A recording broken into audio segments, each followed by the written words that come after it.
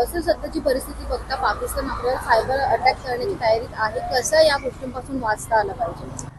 पाकिस्तान नक्कीच cyber attack करेल. Cyber attack ते दोन ठिकाणी करू शकतो. एक म्हणजे गव्हर्नमेंट ऑर्गनायझेशन्सचे जेवढी असेट्स आहेत त्यांच्यावरती, दुसरं आणि इंडिव्हिज्युअलवरती.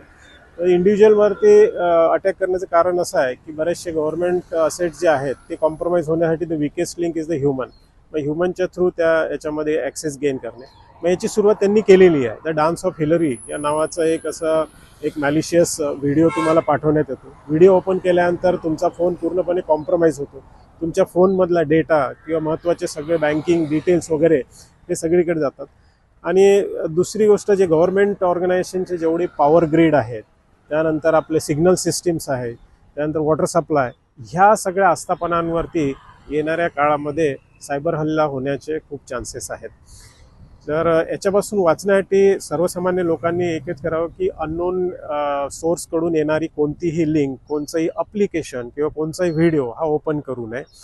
त्यानंतर आणि दुसरं आणखी एक पाकिस्तान म्हणजे इनिशिएट करण्याच्या याच्यात आहे, ते म्हणजे जे आपला सोशल मीडिया वॉरफेअर, म्हणजे ज्याच्या थ्रू अफवांचा प्रसार करणे, दोन धर्मांमध्ये तेढ निर्माण करण्याचा प्रयत्न करणे, ह्या अशा सगळ्या गोष्टी तो सोशल मीडियाच्या थ्रू करण्याचा प्रयत्न होता. त्यामुळे अफवांवर बिलकुल विश्वास ठेवू नका.